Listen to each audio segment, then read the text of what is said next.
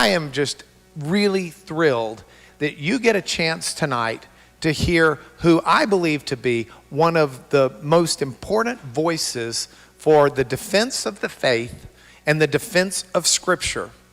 And one of my very good friends is with great honor for me to introduce to you, Dr. Peter J. Williams.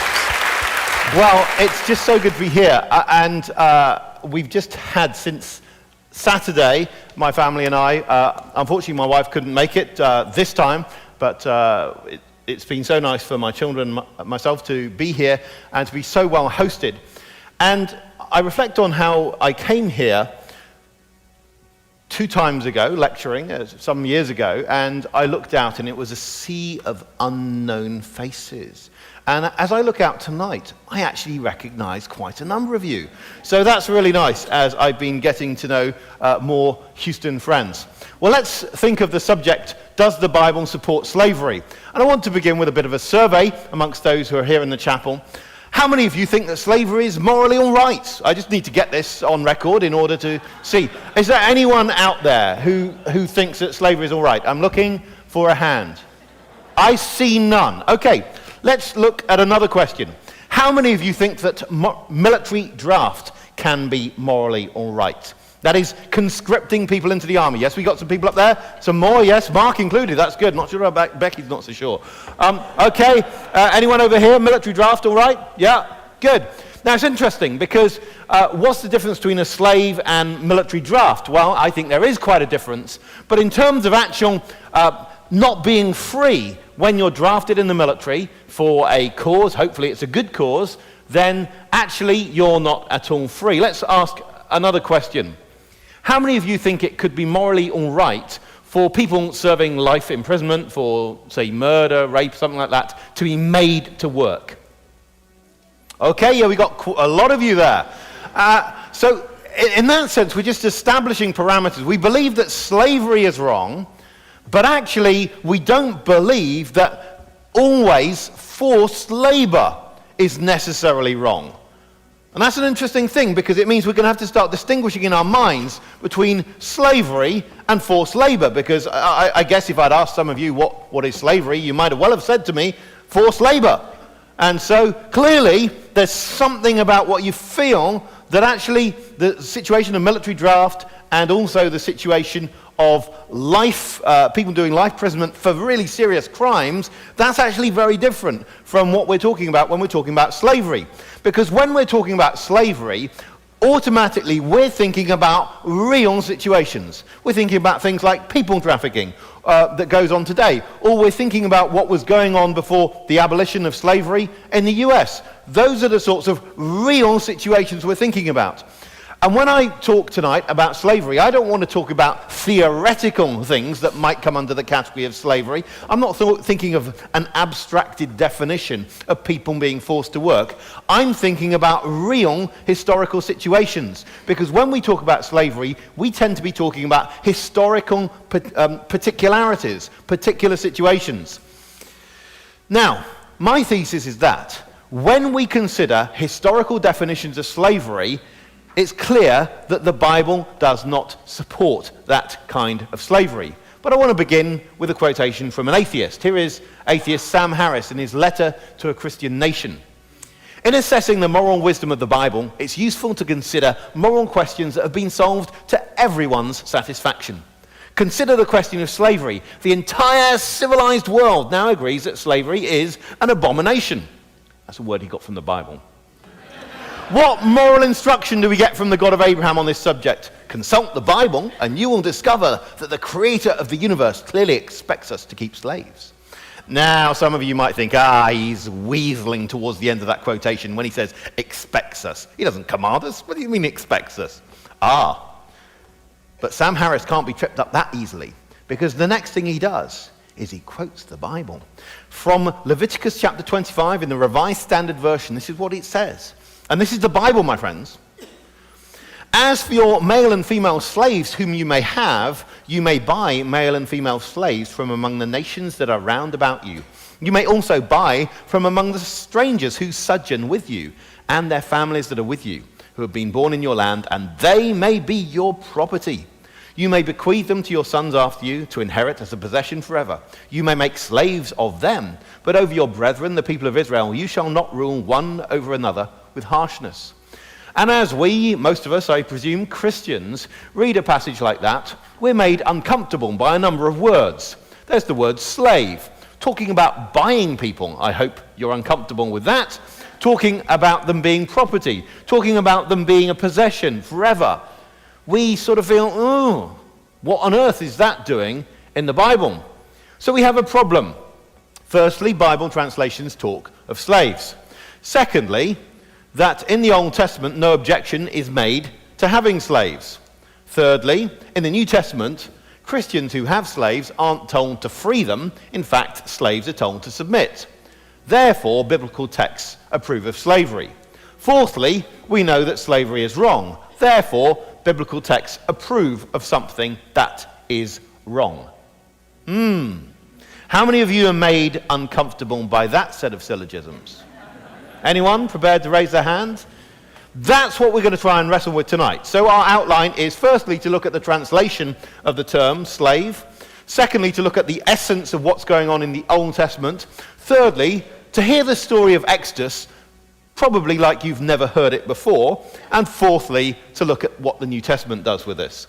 So, first, before we go into any of this, we just need to learn one Hebrew word, and that is that big word in the middle, and it's pronounced eved, and it can be written now either as ebed or eved, with a little apostrophe. Really, it's called a rough breathing, or an ayin before that, and its plural is avadim. Okay, so that's eved, avadim. This is a word we're going to be talking about because it's a word that is commonly translated slave.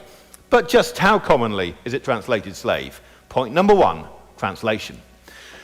Back in the days of the King James Version, 1611, you know, King James commissioned a new Bible. And there were only two occurrences of the word slave in his version. Once in the Old Testament, once in the New Testament. By the time the New King James Version came along, which is a 20th century translation, there were 46 occurrences of this term. The NIV, the New Revised Standard Version, even more. Back at the beginning of the 20th century, the Jewish Publication Society, by the way, that's just got the Old Testament in, the Jewish Publication Society, when it translated this particular term, or in terms of its the number of occurrences in the entire Old Testament or Hebrew Bible, how many times did they use the word slave? Thrice, that's all. But when it was revised in 1985, 135 occurrences. Nor is this only what's going on in English translations. Let's think about German translations for a moment. And you find that in the old Luther Bible and the less old Luther Bible, all the way through to 1912, how many occurrences do they have of the German word Sklave and its feminine sklavin? How many occurrences? Zilch, zero. But when you have the revised Luther version in 1984, you have a whole 70.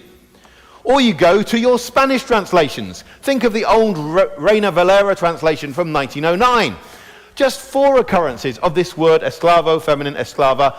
But when it's revised in 1960, of course, they throw a few more in. And in 1995, even more. We get up to 65. Do you notice a tendency? This is something that's not just going on in English, it's going on in French, it's going on in German, Dutch, it's going on in Spanish, it's going on in Afrikaans, it's going on in Italian. In these Western European languages, or languages with Western European origins, there's a whole growth in the use of the word slave, particularly in the second half of the 20th century. So when we look at our earlier translations in the 4 left-hand columns, English, King James, Revised Version, American Standard Version, Jewish Publication Society, we have very few occurrences. When we look at more recent translations, the right-hand 4 columns, Revised Standard Version, New International Version, Jewish Publication Society Revised, New Revised Standard Version, we see an awful lot. And this results in some interesting changes. The only occurrence in the King James Version of the word slave in the Old Testament was in Jeremiah 2 verse 14, where it says, "Is Israel a servant Is he a homeborn slave? And we notice it's got poetic parallelism. So in other words, the word it uses in the line 1 is servant. The word it uses in line 2 for something equivalent is slave. We notice, moreover, that this is in italics, or in the original King James Version printing, in small print. And you use that in order to represent a word which is not in the original. In other words, the only occurrence in the entire Old Testament was a non-occurrence, where there wasn't actually a Hebrew word standing behind it, but they'd run out of words in a translating poetic parallelism. They really needed a word, and so they came up with the word slave. Contrast that with the New Revised Standard Version of 1989, which has exactly the same words as the King James Version, but simply reversed. Slave and servant the other way round. By the time you get to 1989, people say, aha, this word means slave. And so they render it thus, and when they need another term, they think, we'll use servant. Interesting. I think it's interesting. You may not. And this sort of thing also means that there are some interesting inconsistencies. Now, I don't speak Finnish. Maybe some of you do. But I've spoken to people who do. Real Finns. There are some. And what happens is I ask them about their words to render slave language and servant language in the Old Testament. And they say there's the O word, which you see on the page, which is a baddie word. And there's the P word, which is a nice word. We might think of them as equivalent to our words slave and servant. And what we find is that the same Hebrew word is getting rendered with the bad word at certain times, and then with the good word at other times. And so when it's talking about slave laws in Exodus chapter 21, if that's what it's talking about, then it's using the O word, the bad word. But when it's talking about Joshua or Moses being the servant of the Lord, it will be using the good word. When it's talking about the servant of the Lord in Isaiah 52, going through to 53, it uses the good word. We look at Swedish, and we see that Swedish is doing something very similar.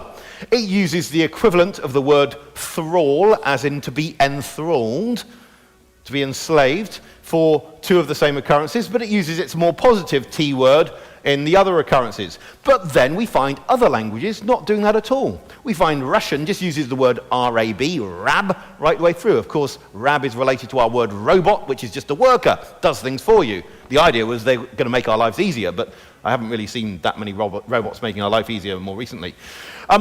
Then, what happens in Hungarian? Well, they just go with their word solga right the way through. So you find some languages are differentiating. They've got nice occurrences and nasty occurrences. Other languages are just saying we're going to do this whole thing the same way. And this can result in some rather strange things. Take, for instance, Leviticus 25, verse 42. Here we have the RSV, and the ESV, I'm on the committee of that, does exactly the same. For they are my servants, uses that word eved, whom I brought forth out of the land of Egypt. They shall not be sold as slaves, uses the word eved. Now, I would have thought that the logic of this passage requires, and this is the sort of thing I would vote for if it came onto a committee, and I might have voted for, but it would be confidential, so I couldn't declare that to you. And I would think logic demands it be translated the same way both times. But actually, well, that might make God into a slave owner, and we wouldn't like that. And be sold as servants. Aha, our word servant has changed. I think what used to be the case is that if you think of Venn diagrams where you've got two circles that overlap, that the word servant and the word slave would overlap more. But now, the word servant means non-slave. So in other words, what's happened is we feel we can't render it without differentiating these two, when actually it's the same Hebrew word.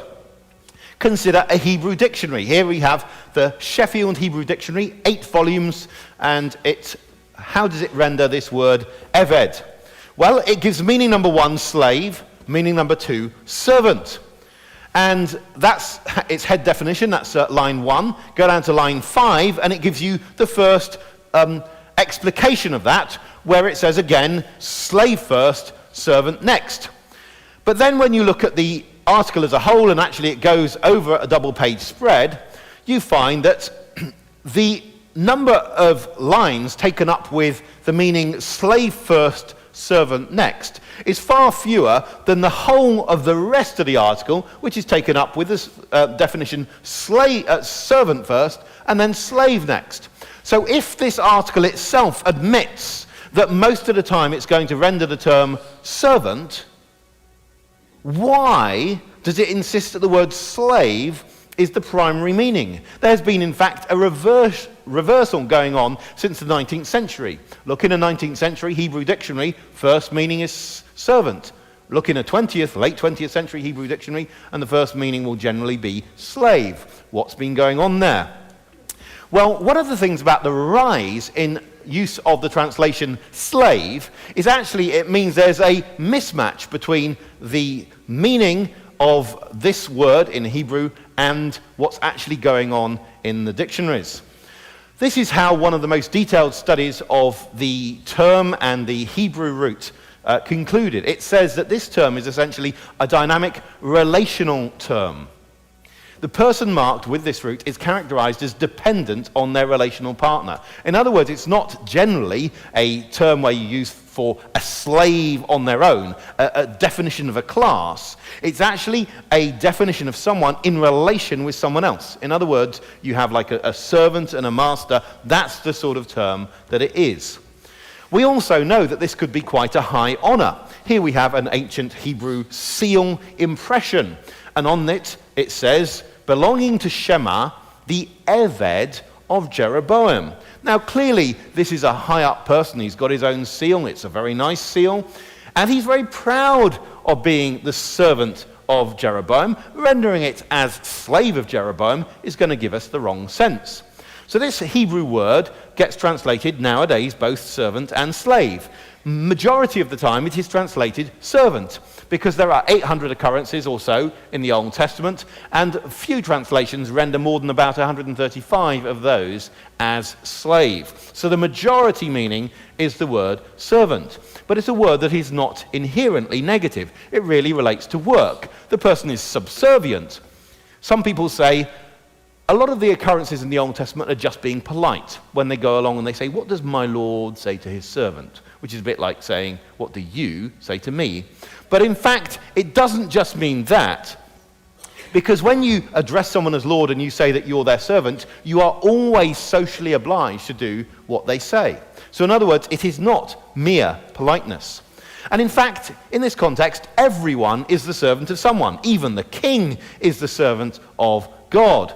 And everyone else is a servant of the king. Now I know you are not, on the whole, subjects of the Queen. My two children apart, but I am a subject of Her Majesty the Queen Elizabeth II, and long may she reign. One of the great things about not living in democracy, I mean, democracies, I'm afraid, get the governments they deserve. And in a monarchy, you can sometimes do better than you deserve. You might do worse as well. But there we are. Let's not go into that. That was a distraction, sorry. That was off script. It wasn't actually planned. What we can say is that everyone in the Old Testament is the servant of someone else, including the king, who is a servant of the God. In the ancient Near East, the king is a servant of the God, which means that they don't have the category that we now have of the free. Ever heard of the land of the free? Well, they don't have that category of thinking of a large group of people as essentially free, able to do whatever they like, because socially and economically, people simply weren't. That has to be factored in. So when we use the modern word slave, we remember it is in opposition to free, and it's somewhat problematic as we use it, because it uses an irredeemably negative term, but it's actually rendering a term which doesn't necessarily have negative connotation. It leads us to some inconsistency in translation, and what it means is it's very hard for readers to read the Old Testament and not think about later history. So when we read the word slave in the Old Testament, we tend to impose on it some of the things that have happened since the time of the Old Testament, whether it's Roman slavery, Brazilian slavery, Caribbean slavery, North American slavery, the sorts of slavery that the British and American fleets and the British and French fleets supported. That's what we think about. But if we're reading the Old Testament, we have to remember none of that had happened. None of it. So as we read back into the Old Testament, we've got to strip out all of our knowledge of subsequent history in order to make sure we're reading the texts fairly. So let's think about what's actually going on in the Old Testament. Firstly, the essence of the Old Testament institution. In the time of the patriarchs, the sort of work that the people were doing who were in his household, they were herdsmen, they were domestic servants. And it's not that they were slaves, all of them, in the sense that we find later. For instance, one of Abraham's servants, Eliezer of Damascus, is going to inherit everything that he has if he doesn't produce any offspring. We find that the children of Jacob's second-tier wives, Bilhah and Zilpah, are going to inherit. And by the way, the narrative is very clear that having second-tier wives is a bad idea, because every time we have polygamy in the Old Testament, we see huge social conflict. We see children trying to kill each other, sell Joseph as a slave. Look at the problems in David's own household. The narrative is telling you this is a bad idea. But the children of Hagar, Bilhah, and Zilpah are free. And the servants of Abraham could be trusted with valuables. Abraham would send off one of his servants. Okay, it's his most trusted servant, with a whole load of camels and a whole load of wealth, hundreds of miles away to find a wife for Isaac. He didn't do a runner. In fact, when Abraham's nephew Lot was taken captive, Abraham armed all of his servants, every man in his house. He armed them. One of the things that does not happen in slave society is that people hand out weapons. And in this context, I don't see any approved selling of people unless it's people selling themselves, and we'll come on to that. But we do nevertheless read that Abraham is to circumcise everyone in his household, including those acquired in exchange for silver, or as many translations would say today, money, although they didn't have coinage back then. And that's something we need to take into account. How exactly did Abraham acquire these people? When we compare what was going on in the Old Testament under the law with what was going on in the Roman world and in North America under slavery, what do we find? Well, in the case of the Old Testament, we find that servants all had access to holiday. That wasn't given in the Roman world. There were Sabbath laws in the North American context. Food enough, yes. There is strong commendation of looking after all of those dependent on you. And legal redress, yes. Everyone, it seems, had equal access to the city gate to mount a legal case. Of course, those who were being shipped off from West Africa on the ships couldn't say, I would like to speak to my attorney. It was not possible. Sexual protection. The Old Testament has very strict laws on sexual protection, and that's something that needs to be borne in mind. As for kidnapping, the Old Testament made that a capital offense. Are these people put in chains as they work? There is no mention of chains, so it's very different from the cotton fields. As for torture or physical abuse, we find it in the Old Testament, if someone so much as knocked out the tooth of one of their servants, they had to let them go free of all future obligation. As for runaways, this is what the Old Testament says. You shall not give up to his master a slave who has escaped from his master to you. He shall dwell with you in your midst, in the place that he shall choose, within one of your towns, wherever it suits him. Now just imagine if the Romans had run with a law like that. It would have been rather different. Contrast typical antebellum South rules, where failure to deliver a escaped slave meant you could get 6 months in prison and a $1,000 fine, when you think what the dollar was worth back then. Or you think of the law code of Hammurabi, the ancient Babylonian king, who says if anyone find runaway male or female slaves in the open country and bring them to their masters, the master of the slaves shall pay him 2 shekels of silver. There are rewards for finding captured slaves, as there were in North America, as there were in Rome.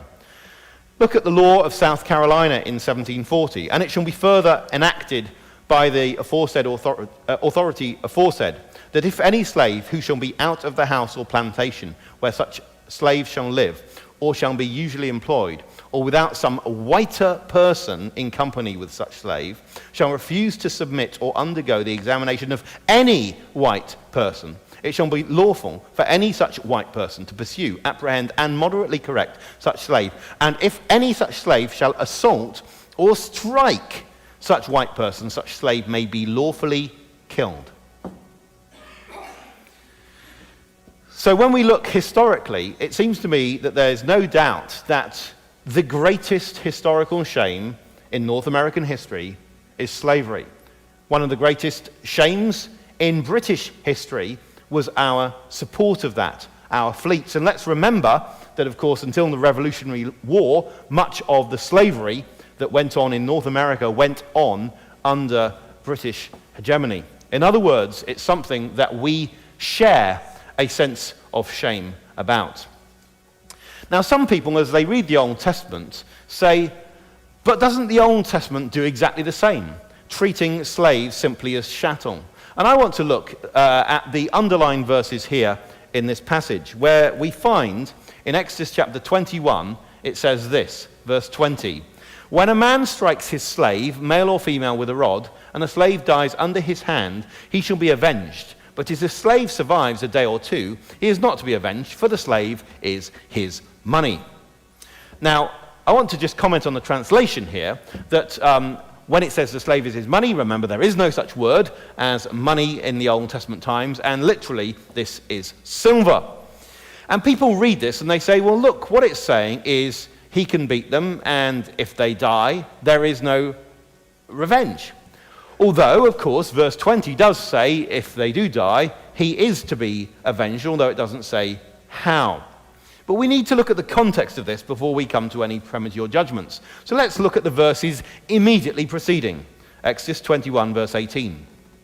When men quarrel and one strikes the other with a stone or with his fist, and the man does not die but takes to his bed, then if the man rises again and walks outdoors with his staff, he who struck him shall be clear, only he shall pay for the loss of his time and shall have him thoroughly healed. Now this law is dealing with a circumstance where there is not there is immediate damage, but there is some recovery after a time. So it's grouped together, as laws are often grouped together, because they share common elements. Both of them share a time delay. We also look 4 verses later, and this is what it says. When a man strikes the eye of his slave, male or female, and destroys it, he shall let the slave go free because of his eye. If he knocks out the tooth of his slave, male or female, he shall let the slave go free because of his tooth. Now, when we bear in mind that knocking out the tooth of a slave meant that you had to let them go free, we have to read that as one of the parameters for this law underlined in the middle. It is not giving you license to physically abuse a servant or slave in any way you possibly choose. Rather, what it's doing is it is giving guidance to the judges. And the judges are looking particularly at the question of intention. Intention to kill someone is a terrible thing, and yet there is the possibility that there was a beating and several days later someone died coincidentally, and the judges are to take this as a serious consideration. And this we think about when we consider that word for. For the slave is his money. Some people would read that phrase and think like this. The slave belongs to him, so he can do what he likes with them. But that won't actually fit with the rest of the Old Testament, where very clearly the logic, if the slave was his money, well, he could knock out their tooth too, couldn't he? That actually undermines that reading of the text. I want us to think a little bit more about the word for, or because. And the way we're going to do this is by looking at another law. Here we find an Old Testament law where it says this. If in the open country a man meets a young woman who is betrothed, and the man seizes her and lies with her, then only the man who lay with her shall die. But you shall do nothing to the young woman. She has committed no offense punishable by death. For this is like that of a man attacking and murdering his neighbor. Because he met her in the open country, and though the betrothed young woman cried for help, there was no one to rescue her. Now, what this law is saying is that out in the open country, a man's testimony and a woman's testimony are not equal. The woman's testimony trumps the man's testimony because, and you notice the because clause is a because telling the judges, those judging the case, what they are to assume has happened. And in this case, they are to assume her innocence, that she could do nothing about this. Now, if we consider that the same in the case of Exodus 21, because the for clause, because This man had an investment in this worker. We are to presume the person's innocence of intention to actually damage his own investment. That's what it's saying. It's not saying because he owned them, he could do what he liked. That's not what the rest of the Old Testament says. But all of this language of property, ownership, and sale may well make us uncomfortable. So we need to think further about that. Firstly, of course, that selling and buying in Hebrew don't have separate terms from acquiring without money and so on. We actually find that there's some merging of vocabulary between acquiring and buying. And that what we're dealing with in many situations is debt, slavery, or servitude. You're in a subsistence economy. There's no economic surplus, and you run out of everything. How are you going to persuade your neighbor to give you something to eat? Well, of course, they might do based on their own mercy, because the law has commanded them to be merciful. But if they don't, the only thing you can do is pledge your future work in exchange for a meal today. And of course, many of us would do that in that situation. So rather than people going on the market, we see actually what's happening in the Old Testament is people are either selling themselves or they're selling their daughters. Now, when they're selling their daughters, are they trying to cash in on their daughters? How many camels can I get for my daughter today? I once knew a girl who was offered 4.5 camels for her hand in marriage. I don't know how that worked. But anyway, my daughter would go for much more. But are people trying to cash in on their daughters? No, rather what's happening is every marriage involves financial exchange, because people give money to the bride's father, but also the bride's father at the same time gives dowry to the bride, giving her financial security so that if he cheats on her, she's actually got a base of money. There's some money which is actually, or it's not money, it's silver and wealth and so on, which actually is keeping that family unit together. So what people are ultimately doing is temporary leasing of their own work, and we find that there is no explicit evidence of salesmen within the law. Of course, we find that going on in the Joseph story, but that's very disapproved of. And bodies retain rights, and of course, in the whole context, God ultimately owns everything. So when we find the Old Testament speaking about this, we find these wonderful words in the book of Job, where Job says, if I've rejected the cause of my manservant or my maidservant when they brought a complaint against me, what then shall I do when God rises up? When he makes inquiry, what shall I answer him? Did not he who made me in the womb make him? And did not one fashion us in the womb? Now, you might still be troubled by what's going on in the Old Testament, and justifiably so. But in order to read the Old Testament, we've got to understand what the Old Testament is. When Jesus Christ was asked about the subject of divorce, he said to the Pharisees, because of the hardness of your heart, Moses allowed you to divorce your wives, but from the beginning it was not so. And in doing so, he gave a wonderful window into how we should read the Old Testament. We need to begin with creation and then go on to the law, realizing that the law came afterwards. And this same principle that Jesus used in looking at divorce, but then going back to the beginning and saying, what's God's original intention and pattern, we can apply to all sorts of other things, including the subject of polygamy, where we can see clearly back in the beginning, there was no such thing, but actually it is regulated in the law. There was no such thing as servitude, and yet in the law we see it regulated. So it's a bit like this. You might have some laws in your state which regulate gambling. The fact that you have laws regulating gambling doesn't mean the people who wrote those laws think that gambling's a good thing at all. They're actually putting some limits on it. So what I'd want to do is understand the Old Testament as permitting something, regulating something, rather than saying, this is good. So when you're not happy with something in the Old Testament, don't think God was necessarily happy either. Now let's go on to a further point. It's story time, isn't it, really? Let's think about a story. So let's go to the book of Exodus and think of the story of the book of Exodus. Now the story as we usually hear it goes something like this. The Israelites were slaves to the Egyptians. So far so good? Yeah? And then God brought them out of Egypt. Happy with that?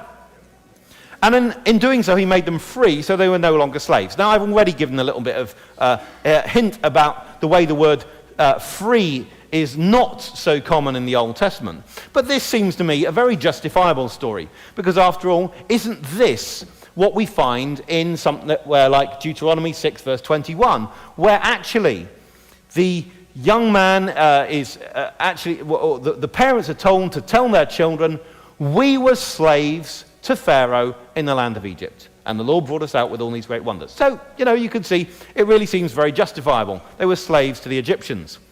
But I want to complicate things. There are some problems with that story in making it quite so simple. And that is that the text of the book of Exodus, although it does say that the Israelites worked in a way that we would see as slavery, it does not explicitly use the word eved of the Israelites in the land of Egypt. It does not say that they were servants or slaves of the Egyptians. Back then, of course, there wasn't a strong slave-free contrast, since everyone was a servant of someone else. But nevertheless, as the story goes, the Israelites are to come out of Egypt in order to serve God. Some modern translations will say worship, but the key thing is that the word is the same as the word serve. It is the word from the same root as the word eved. Now, when we look at the way it is described, this is how it's put at the beginning of the book of Exodus. Pharaoh says to his henchmen, come, let's deal shrewdly with them, that's the Israelites, lest they multiply, and if war breaks out, they join our enemies and fight against us and escape from the land. Therefore they set taskmasters over them to afflict them with heavy burdens. They built for Pharaoh store cities, Pithom and Ramses. But the more they were oppressed, the more they multiplied and the more they spread abroad, and the Egyptians were in dread of the people of Israel. So they ruthlessly made the people work as slaves and made their lives bitter with hard service in mortar and brick. And in all kinds of work in the field, in all their work, they ruthlessly made them work as slaves. Now, in those 5 verses, you can see that there are various words explaining that it was hard for the Israelites. Various words, various expressions. And twice we get, in our translation, the word slaves. But that is not giving us the noun, eved. It's in fact giving us a verb, and the translation here has chosen to use the word slave. In other words, we don't find that this word slave comes up in the narrative of Exodus. In fact, what we find is the word servant, the word eved, is used rather for the Egyptians. You see, the Israelite foremen say to Moses and to Aaron, the Lord look on you and judge, because you've made us stink in the sight of Pharaoh and his servants of Vadim, and have put a sword in their hands to kill us. Or again, so Moses and Aaron went to Pharaoh and did just as the Lord commanded. Aaron cast down his servant before Pharaoh and his servants, and it became a serpent. Moses and Aaron did as the Lord commanded, in the sight of Pharaoh and in the sight of his servants. He lifted up the staff and struck the water in the Nile, and all the water of the Nile turned into blood. And I'm going to give you 18 more references that you could have. In other words, as you're reading through this text, again and again, you're hit with the term Pharaoh and his servants, Pharaoh's servants, the Egyptian servants. Now, we don't often see that because we think, oh, the Israelites are the servants, not the Egyptians. The Egyptians are the free people who are making the servants work, right? But that's not what the text is saying. The text is using the word servant, servant, servant all the time of the Egyptians. 21 occurrences. And only one with the Israelites. And this is where it is. The foremen complain about being made to work hard. The foreman of the people of Israel came and cried to Pharaoh, why do you treat your servants like this? No straw is given to your servants. Yet they say to us, make bricks, and behold, your servants are beaten, for the fault is your own people. Well, actually, 3 occurrences there, but it's all in one text. Where they're saying, we are your servants, so treat us nicely. In other words, the logic is, we are close to you. Now, these are the collaborating Israelites, right?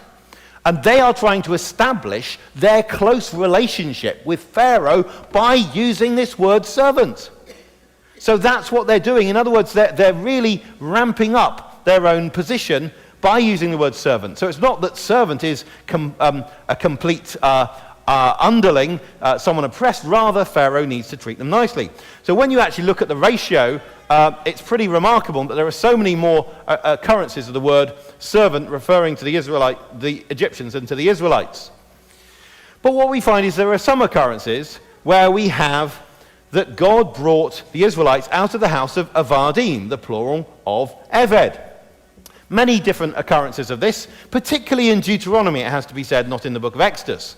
But this is where one of the occurrences in the book of Exodus. Moses said to the people, "Remember this day in which you came out from Egypt, out of the house of slavery." That's how it's translated, but actually it's the plural of the word Eved. For by a strong hand the Lord brought you out of this place. And when we read the house of slavery, we think of it quite easily. We think of it, well, the Israelites are slaves in the land of Egypt. There might have been other people slaves in the land of Egypt, and they've been brought out of that slavery. But I think there's a question in the text. Who are the real slaves in the land of Egypt? Are in fact some of the Egyptians part of that house of slavery? That is, when the Israelites are out, there is still this serving of Pharaoh going on. It's also translated sometimes house of bondage. Literally, it's the house of Ardim. Well, who were they? The obvious answer is Israel were the people, the Avadim in this particular case. And one justification would be the text I've already mentioned from Deuteronomy, not from Exodus. From Deuteronomy, we find that it is said, "We were Pharaoh's slaves, Avadim, in Egypt." There are other references to that. The Passover festival in the liturgy there, it says, "We were brought out from slavery to freedom." But there's a more complicated answer. And this is what we get, I think, from reading Genesis and Exodus. This is what God says to Pharaoh through Moses. "Israel is my firstborn son, and I say to you, let my son go, that he may serve me. If you refuse to let him go, behold, I will kill your firstborn son." Pharaoh's great error was making someone else's son work for him. And in fact, what we see is another theme going on in the book of Genesis, and this is in chapter 47. I'm going to read an extended passage. This is what happens when Joseph is in charge of the land of Egypt. When the money was all spent in the land of Egypt and in the land of Canaan, all the Egyptians came to Joseph and said, "Give us food. Why should we die before your eyes? For our money is gone." And Joseph answered, "Give your livestock, and I will give you food in exchange for your livestock, if your money is gone." So they brought their livestock to Joseph, and Joseph gave them food in exchange for the horses, the flocks, the herds, and the donkeys. He supplied them with food in exchange for all their livestock that year. When that year was ended, they came to him the following year and said to him, "We will not hide from my lord that our money is all spent. The herd of our livestock are my lord's. There is nothing left in the sight of my lord but our bodies and our land. Why should we die before your eyes, both we and our land? Buy us and our land for food, and we with our land will be servants to Pharaoh. And give us seed that we may live and not die, and that the land may not be desolate." So Joseph bought all the land of Egypt for Pharaoh, and for all the Egyptians sold their fields because the famine was severe on them. The land became Pharaoh's. As for the people, he made them servants of them, from one end of Egypt to the other. Only the land of the priests he did not buy, for the priests had a fixed allowance from Pharaoh and lived on the allowance that Pharaoh gave them. Therefore, they did not sell their land. Then Joseph said to the people, "Behold, I have this day bought you and your land for Pharaoh. Now here is seed for you. You shall sow the land, and at the harvest you shall give a fifth to Pharaoh. And 4/5 shall be your own, as seed for the fields, and as food for yourselves and your households, and as food for your little ones." And they said, "You saved our lives. May it please my lord, we will be servants to Pharaoh." So Joseph made it a statute concerning the land of Egypt, and it stands to this day that Pharaoh should have the fifth. The land of the priests alone did not become Pharaoh's. Thus Israel settled in the land of Egypt, in the land of Goshen, sorry, got a footnote in there, and they gained possessions in it and were fruitful and multiplied greatly. Who are the freeholders in the land of Egypt? It's the Israelites. So what we see is a rather remarkable thing. Now this also fits with another set of themes in the book of Genesis, and that is the whole idea of a consequence chain, that one thing happens and then something else happens as a result. So, for instance, we find that the patriarch Jacob tricks his father Isaac with a goat skin that he is his older brother. Is that the end of the story? No, because what's going to happen is then his father-in-law is going to trick him that the older sister is the younger sister. Jacob's father, Isaac, was blind. So Jacob's father-in-law tricks Jacob in the dead of night, because everyone's blind then. Then we find that Laban can't get away with his trickery because he has to be tricked by the daughter he tricked against. And so Rachel refuses to get up when she has stolen the household gods. But that's not the end of the story, because then we find that the sons of Leah particularly trick Jacob with goat's blood of all things to sell, and they end up selling their brother Joseph to the Egyptians. Then we find one of the chief sons of Leah, the daughter that was tricked with by Laban, is tricked by his daughter-in-law, and the whole thing involves a goat, because Tamar dresses up as a prostitute, and you know the rest of the story. Genesis 38, good read. Then we find that, of course, Joseph ends up tricking his brothers about his identity, and in the end of it all, Joseph buys the Egyptians. Why does Joseph buy the Egyptians? Because they had the nerve to buy him in the first place. So in other words, we find a whole chain of things. And that's part of the background to how we got to read Exodus. And the book of Exodus is telling us more than one thing. The Israelites, yes, they are serving the Egyptians with really hard service. They're having to work very hard. They're not free. I would agree in that way, and we can read it legitimately as saying the Israelites are slaves in the land of Egypt. That's what Deuteronomy 6 verse 21 says. But that's not the whole story. There's another side of the story. And in that we realize that also the Egyptians themselves are not free. Pharaoh and his henchmen, don't you think that's the life of free people? And in fact, what are the Israelites to do? They are to come out of Egypt and serve God. And you know the root serve, ayin beit dalet in Hebrew, is used more for what the Israelites go to outside the land of Egypt than what they were doing inside the land of Egypt. They are to serve God. They are to worship God. Him only shall you serve. Even the Passover is called their avodah, the same Hebrew roots coming up. As it says right at the beginning, Exodus chapter 3, that when they come out, they shall serve God on the mountain. Again and again and again and again, we see this word serve. And that's the way we need to realize that when we read back through Leviticus 25 again, we read that they are servants belonging to God. So then we get to John chapter 8. And there we have a lot of irony in John's gospel, but this is what we have in an exchange between Jesus and the Jews. Jesus said to the Jews who had believed in him, "If you abide in my word, you're truly my disciples, and you will know the truth, and the truth will set you free." They answered, "We're offspring of Abraham and have never been enslaved to anyone. How is it you say you'll become free?" Well, that's an interesting reading of the Old Testament, never been enslaved to anyone. Of course, you think, well, haven't you read Exodus either? But maybe they're reading Exodus in this way.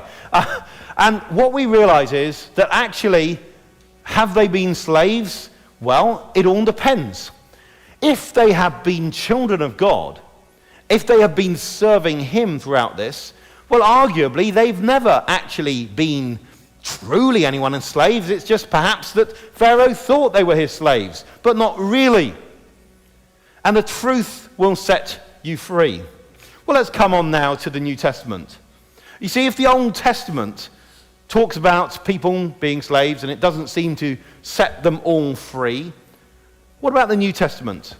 Well, I've already argued that the Old Testament can be properly understood as permissive law. That what we have in the Old Testament is sometimes regulating something rather than saying this is ideal. But what about the New Testament?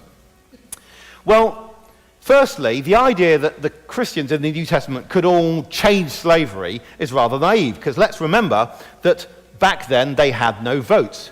So they couldn't just change the legal system. So for Paul to write to them in letters about what the ideal legal system would have been, writing something a bit like Plato's Republic, would have been no help whatsoever to people leading their lives. Moreover, telling slaves to rebel would simply end up with them being executed, probably by crucifixion. That would help nothing. The Romans would certainly win against the slave rebellion that had been tried in the days of Spartacus. But in fact, there are legal limits to how many slaves anyone could free. Paul could say, masters, free your slaves, but if they'd tried to free their slaves, they would not have been free, because of the lex fufia caninia, for instance, which said if you have 3 slaves, you can only free 2 of them. If you have 10 slaves, you can only free 5 of them. If you have 30 slaves, you can only free 10 of them. Moreover, because of another law, the lex aelia sentia, it could be the case that actually by being freed too early, you would suffer some disadvantage. Because if you got freed before 30, it would be very, very hard to become a citizen, and so on. So what we find is, we might sit in our armchairs and think, oh, Paul should have written and said, masters, free your servants, free your slaves. But they would not have been free. If they'd tried to do it, they would not all have been legally free. Those people would actually have been quite vulnerable. What's more, what does the New Testament teach? Well, it can't change the political system, but what it can do is it can say this: we should love others as Christ loved us. Now, enacting that one command on its own abolishes the whole thing, because if you start treating others as Christ loved you, and you think about how much Christ loved you, and how he actually gave himself as the servant for us, as in Philippians 2, then actually that we could only do that by becoming other people's servants. You see?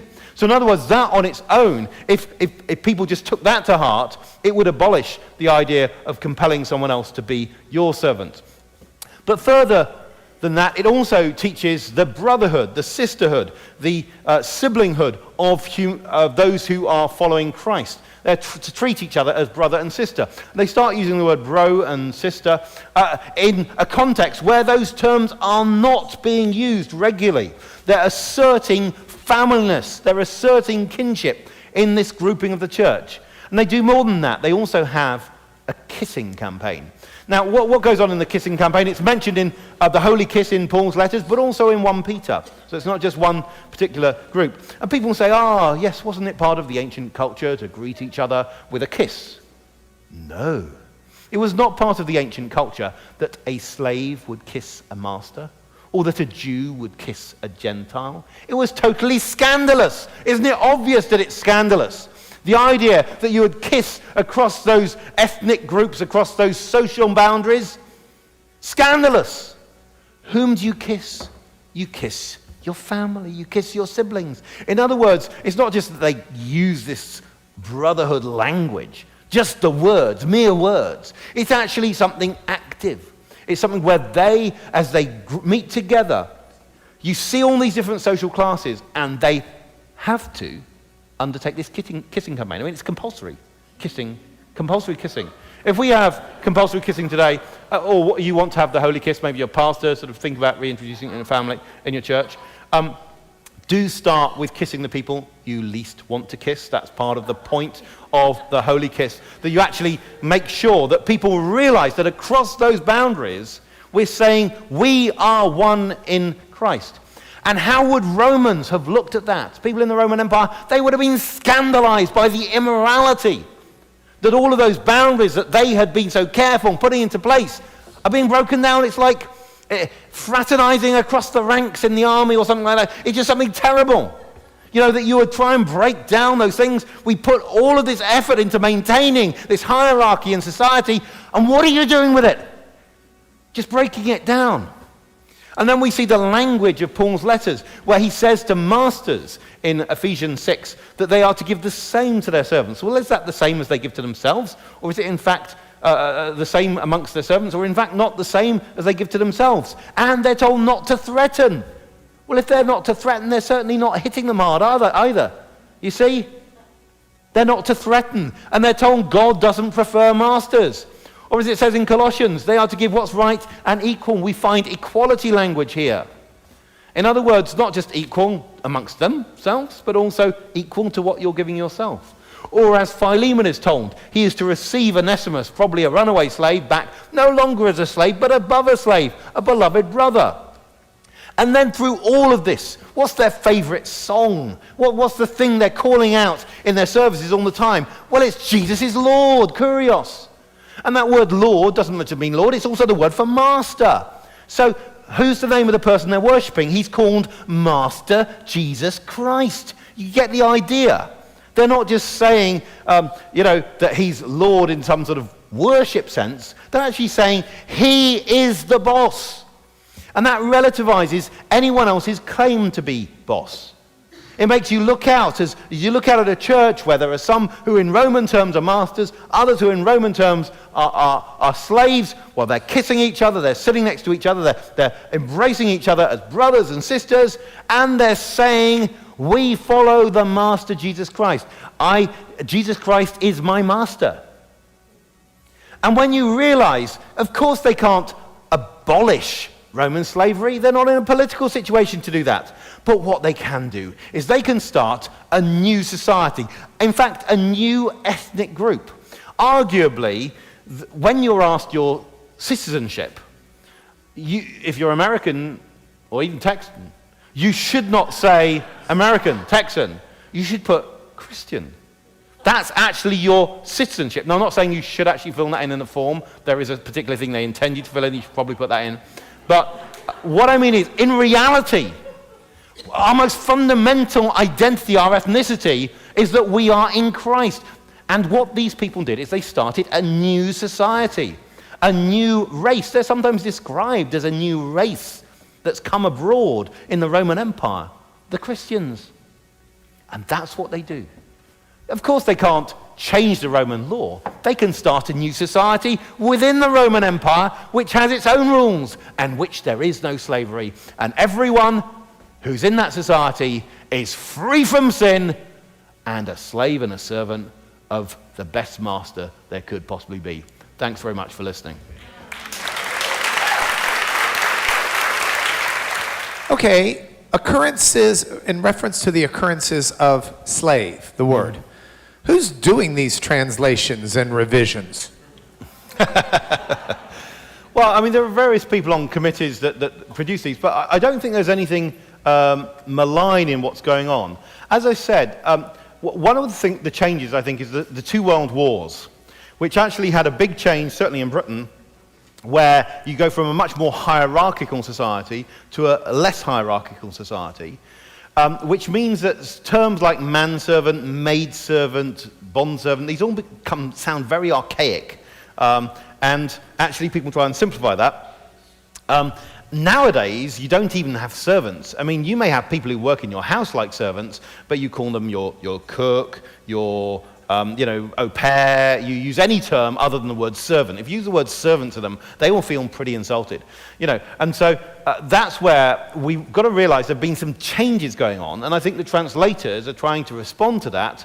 They're looking at making translations less archaic. They find these old words like manservant, and they think, what does that mean? It means the word slave, and so that's what they do. There's nothing sinister about it, but there is a consequence to that. So, if we think about the King James Version, the interesting thing is that was made in 1611. Arguably, slavery began in North America in 1619, so it's just 8 years later, and so it's worth thinking about how there is that time gap. They are writing at a time when none of that's happened. They're translating at a time when none of that's happened. But it's just interesting to think about. For us, the word slave is a very important word. I find it a very good word to describe political realities, but a very, very poor term when it comes to analyzing substance. Because actually, I do believe that sometimes it can be right for people to be forced to work. I don't think there are many situations in which that's the case. The terrible thing about what went on in New World slavery was the sheer oppression, injustice, and everything about it. The whole thing stinks. But just narrowly isolating the question of can someone in a particular circumstance be morally made to work for someone else, I don't necessarily have a problem in every circumstance. There might be very few circumstances we come across today, but in the cases of crimes and so on, I don't have a problem with that. Okay, so is Jesus Lord or King? Yes. Should someone be fixing these translations? Yes. Since you're on the English Standard Version Committee, can we expect that to be done soon? No.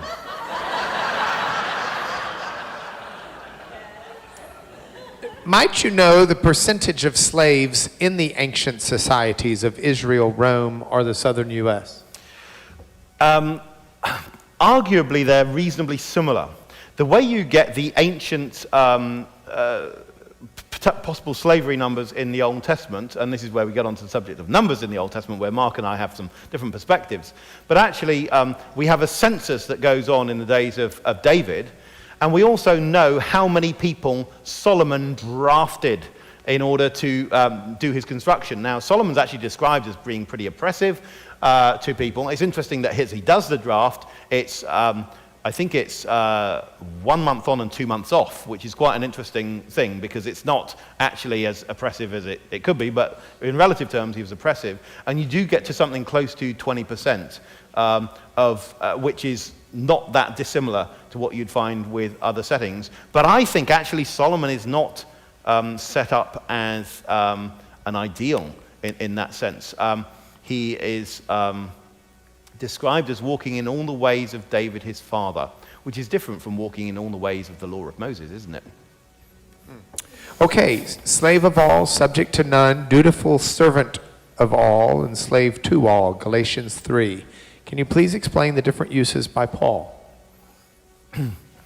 Well, one of the things Paul's doing is he's writing to people who are in contexts where there are many slaves, many free people in Roman context. And he uses the words free and slave of everyone. So in Romans, we see how he will say you can be slave to sin, free from God, or you can be free from sin and a slave of God. And so these categories apply in every way. He also uses slave language of the way we should submit ourselves to others. So this is clear in Philippians, where we are to have the same mind which is in Christ, who took on the very form of a servant, using the word doulos there in Greek, where that is actually a path to follow, that we are, just as it says in the Gospels, the Son of Man came to serve, not to be served.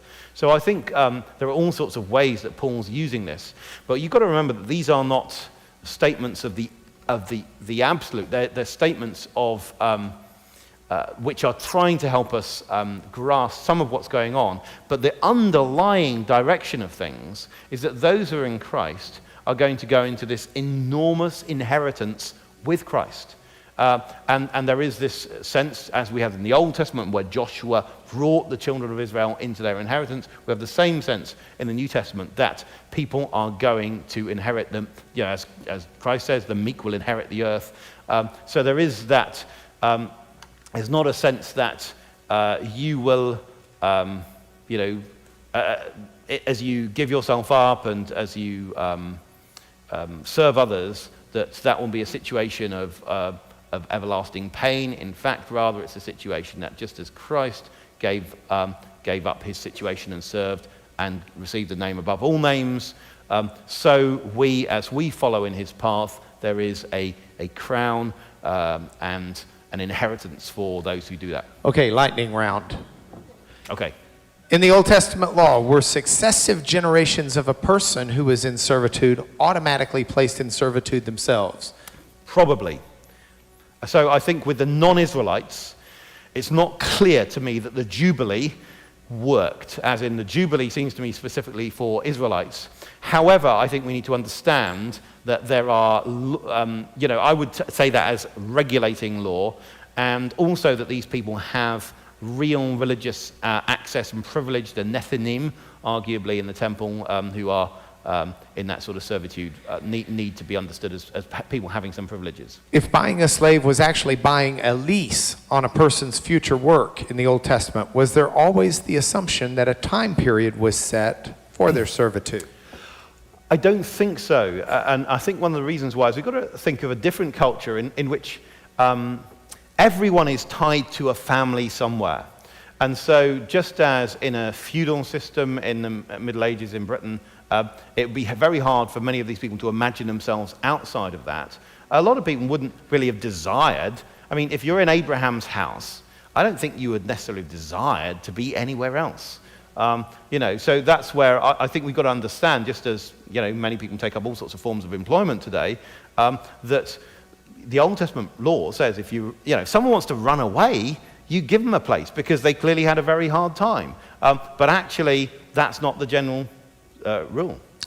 Are corporate visa sponsorships or the foreign domestic help arrangements where you give someone room, board, limited pay, 1 day off per month, similar to Old Testament slavery?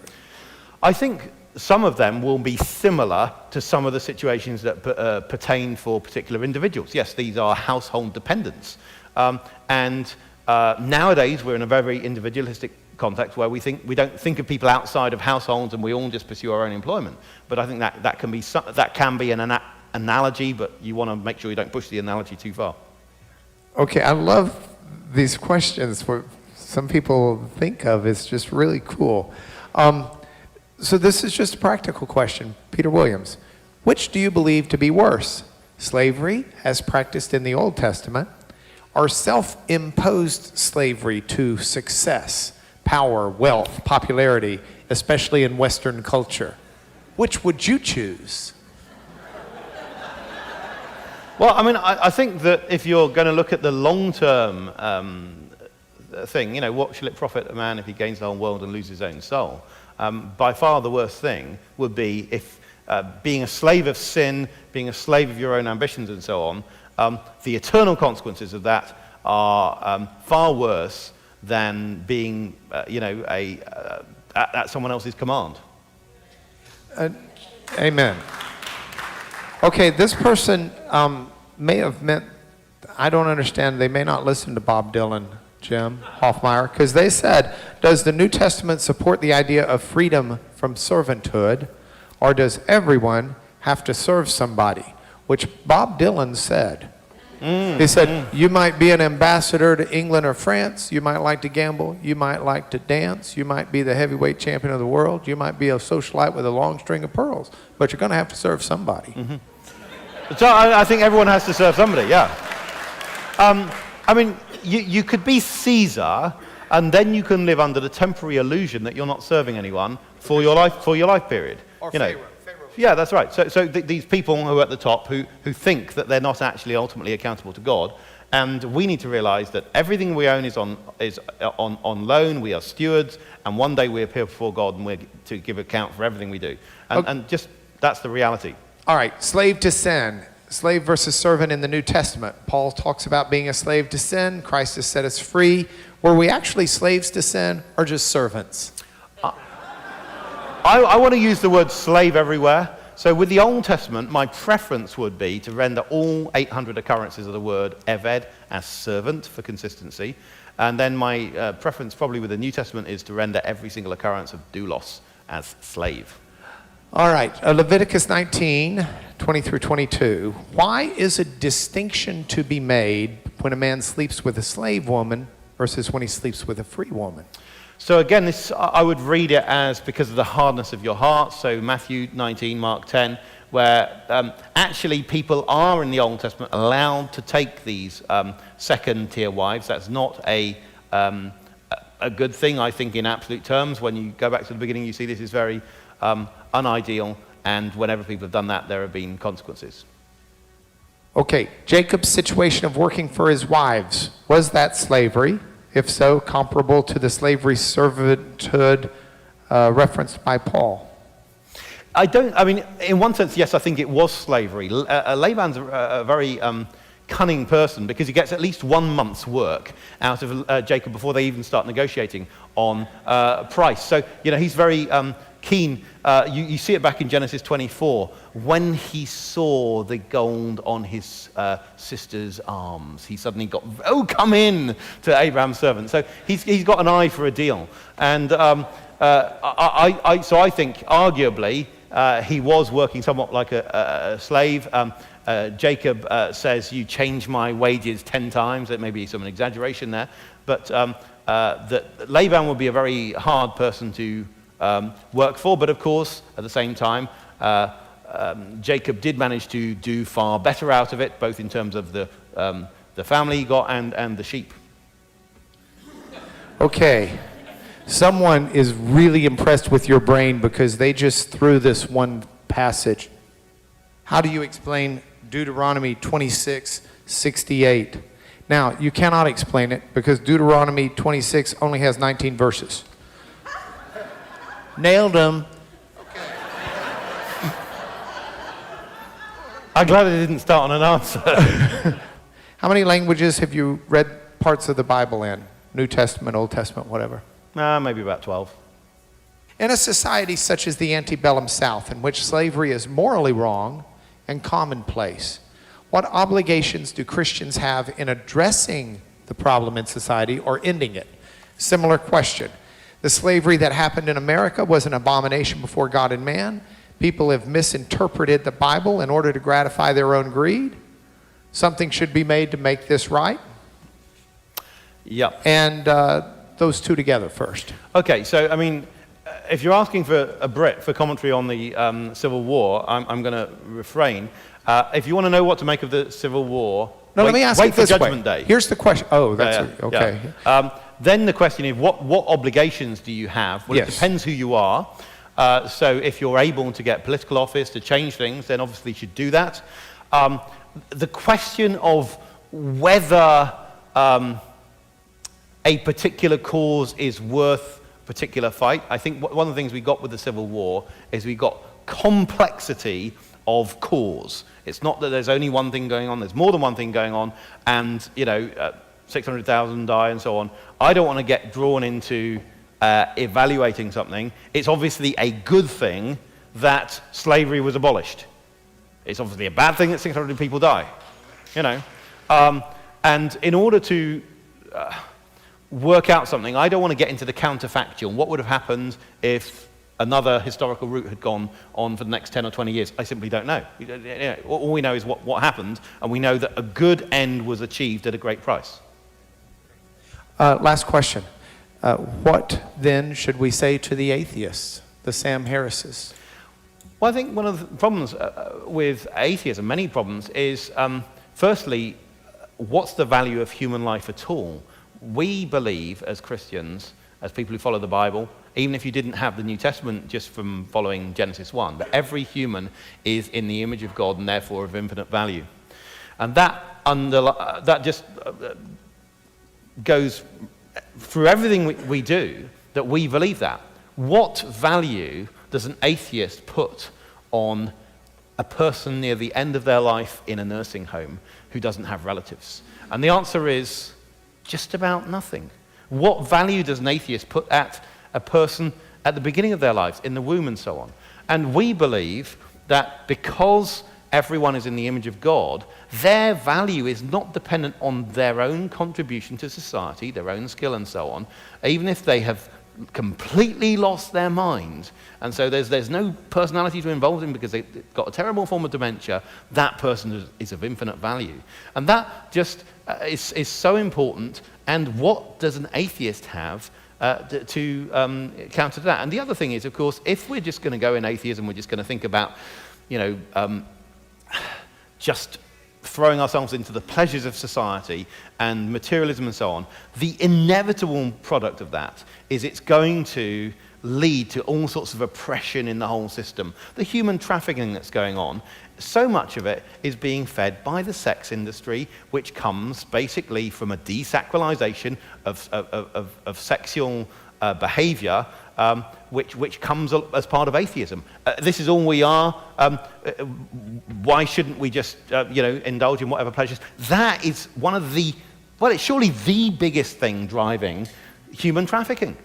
And so Christians actually have something to respond positively to that in wanting to actually take away all of the motivation for that sort of thing. So I think we've got a lot to say. Would you join me in thanking Peter?